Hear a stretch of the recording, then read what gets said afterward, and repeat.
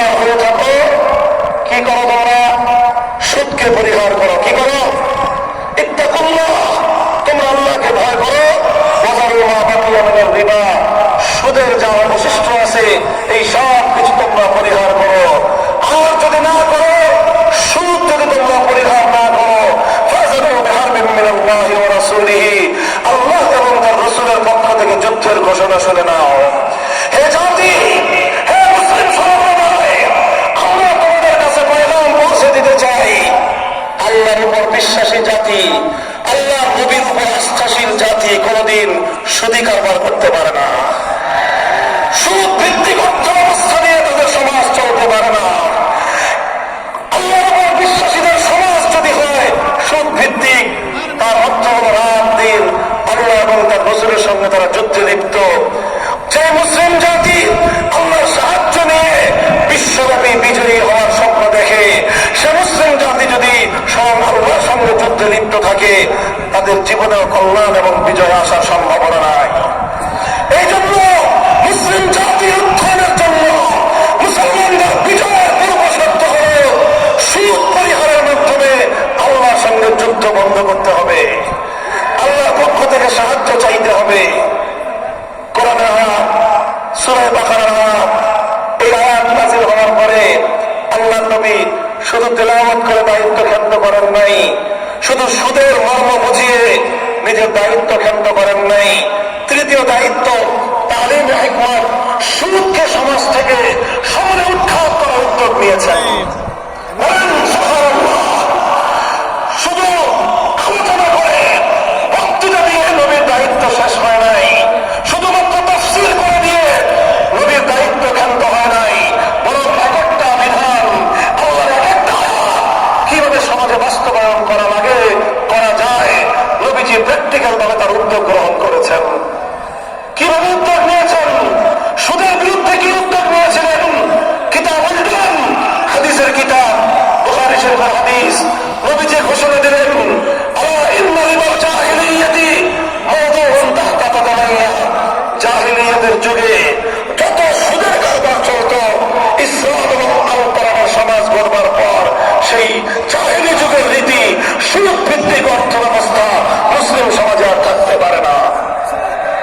নবীজি বললেন, সুদের কবর রচনা করলাম আমি আমার পায়ের নিচে।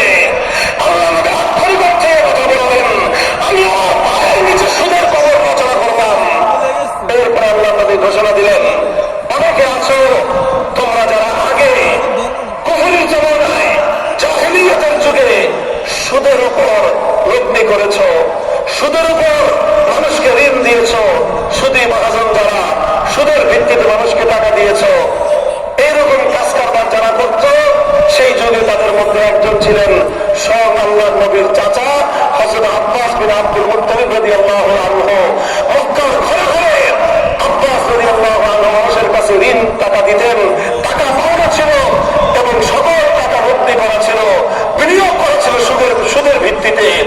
আল্লাহর নবী ঘোষণা করলেন, জাহিলি যুগে সমস্ত সুদ আমি আল্লাহর নবী মওকুফ ঘোষণা করলাম। সর্বপ্রথম যেই সুদ আমি মাফ ঘোষণা করলাম সেটা হলো আমার চাচা আব্বাসের সুদ। কাউকে আমার চাচার কাছ থেকে যারা ঋণ নিয়েছিল, কেউ আর আমার চাচার সুদ দিতে হবে না, শুধুমাত্র মূল পুঁজিটার সুদ দিতে। সুদ আজ থেকে কবর রচনা করা হলো। হে মুসলমান, যেই সুদের কবর রচনা করে সেই কবরের উপর ইসলামের বিজয়ের বুনিয়াদ কায়েম হয়েছিল, ইসলামের বিজয়ের কেতন উড়েছিল। অন্যায় বৈষম্যের কবর রচনা করে, সুদ ভিত্তিক অর্থ ব্যবস্থার কবর রচনা করে আজ মুসলমানেরা আবার সেই কবর খুঁড়ে সেখান থেকে জুলুম, অত্যাচার, সুদ ভিত্তিক অর্থ ব্যবস্থাকে কবরের পাশাপাশি কবরের ভরা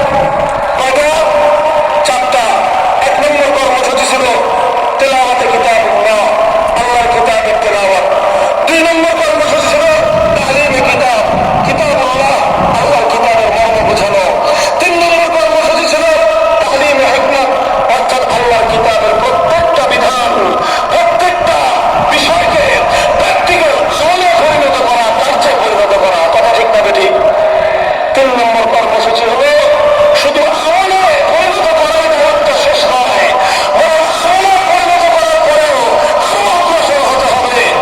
4 নম্বর কর্মসূচি হলো আল্লাহর কোরআনকে নিজের আখলাক এবং নিজের চরিত্রে পরিণত করা।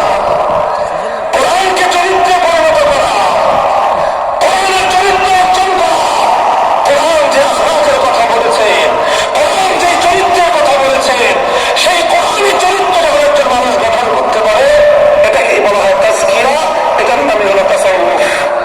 মুহতারাম হাজিরিন, আল্লাহর নবী নিজের জীবনে 100% আল্লাহর কোরআনকে নিজের চরিত্রে পরিণত করতে পেরেছিলেন। এই জন্য যদি কেউ জিজ্ঞাসা করে আল্লাহর নবীর সিরাত কি, নবীর জীবনীটা কি, বলেন তো সবচেয়ে সংক্ষিপ্ত অথচ সবচেয়ে পূর্ণাঙ্গ জবাব হলো কি বললাম? সবচেয়ে সংক্ষিপ্ত অথচ সবচেয়ে নবীর জীবন সম্পর্কে সবচেয়ে সংক্ষিপ্ত এবং সবচেয়ে পূর্ণাঙ্গ বর্ণনা হলো কানা খুলুকুহু আল কোরআন, আমার নবীর চরিত্র ছিল কোরআন। কোরআন যা বলেছে নবীর চরিত্রে সেটা বাস্তবায়িত হয়েছে, নবীর আখলাকে সেটা বাস্তবায়িত হয়েছে। নবীজির কথাবার্তা, নবীজির উঠা বসা, নবীজির আচার ব্যবহার, নবীজির প্রত্যেকটা অ্যাক্টিভিটি, এমনকি চিন্তা চেতনা সব যখন আল্লাহর কোরআন অনুযায়ী তৈরি হয়, তখন সেটাকেই বলা হয় তাজকিরা। আর এটাই হলো কোরআনকে কেন্দ্র করে 4র্থ কর্মসূচি। মুহতারাম হাজিরিন, আমি আমার আলোচনা এবার সমাপ্তির দিকে টেনে নিয়ে যাই।